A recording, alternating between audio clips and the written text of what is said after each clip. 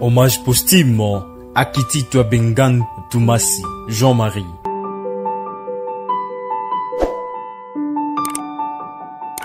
Clan des fidèles moboutistes, il fut rédacteur en chef d'un journal, professeur, employé d'une banque, député, sénateur, ministre, ambassadeur, premier vice-président du comité central du mouvement populaire de la Révolution, MPR. Il est né le 25 juillet 1929 à Lugungu Kitutu, dans la chefferie de Wamuzimu, territoire de Mwenga, province d'Ikivu. Il était le petit-fils de Mwami Longangi Mpagaza Munyatangoi. Il était de la tribu Lega. Entre 1939 et 1945, il fait ses études primaires à la mission catholique de Melo à Kamituga. En 1945, il s'inscrit à l'école moyenne de Nyangezi, qu'il quittera en 1950 pour l'école des frères maristes de Bouta en 1953. Son diplôme d'humanité acquis, il s'élance dans la vie professionnelle. En 1953, il est professeur à l'école de mines et travaux de l'ex-cimentin à Kalima. Il enseigne jusqu'en 1955 avant de quitter le Congo et aller à Bujumbura, Burundi, où il sera engagé à la Banque belge d'Afrique, BAA, à Usumbura jusqu'en 1958. Il sera également rédacteur en chef des journaux Odi et Temps Nouveau de l'église catholique qui paraissait à Bukavu. En 1958, il décide de rentrer au pays et sera successivement secrétaire à la CDC Bukavu en 1958, secrétaire à la commune de Bagira, avec Kajangwe Michel comme bourgmestre.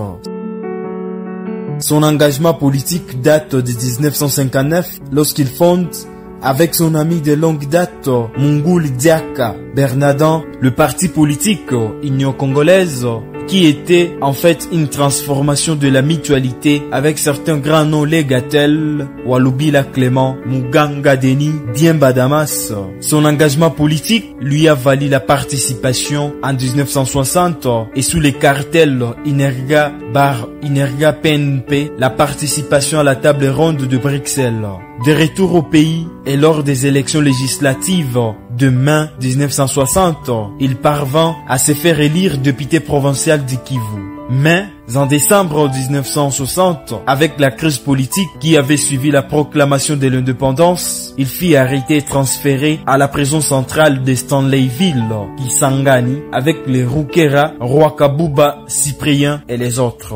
2 mois après, il fut relâché et rentra triomphalement à Bukavu. C'est aussi à ce moment-là qu'il parvient à faire passer la décision d'ériger Elila en district. En 1965, avec l'appui de quelques leaders politiques de sa trempe, tels que Miruo, Rwakabuba, Kititwa forme le parti politique AESCO et fit coopter sénateur et ministre de l'éducation nationale du gouvernement Kimba Evaristo, puis ministre du plan et de la coordination industrielle dans le gouvernement du colonel Léonard Moulamba. Il a été aussi ambassadeur du Zaïre, successivement à Conakry, de Ahmed Sékou Touré, Guinée-Bissau, Sierra Leone, IRSS Moscou, Paris et Rome. En 1972, lorsqu'il rentre au pays, il est nommé gouverneur de la région de l'Équateur, région du président Mobutu.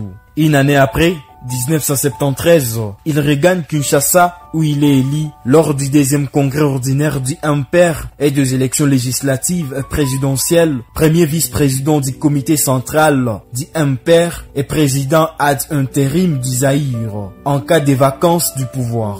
En 1990, il quitte le MPR et crée un nouveau parti politique, Parti démocrate socio-chrétien, PDSC en sigle, avec Ileo Songa, Kengo Wadondo, André Boliko, Luango et Mukuku. En 1996, avant la chute du régime Mobutu, il est le vice-premier ministre et ministre des Affaires étrangères du gouvernement Kengo Wadondo. Il fait partie des rares moboutistes qui sont restés au pays à l'entrée de l'AFDL de Laurent Désiré Kabila. Il est décédé le 22 décembre 2000 à Kinshasa des suites d'une courte maladie. Un grand patriote national. Que la paix éternelle et la miséricorde de notre Seigneur soient avec son âme.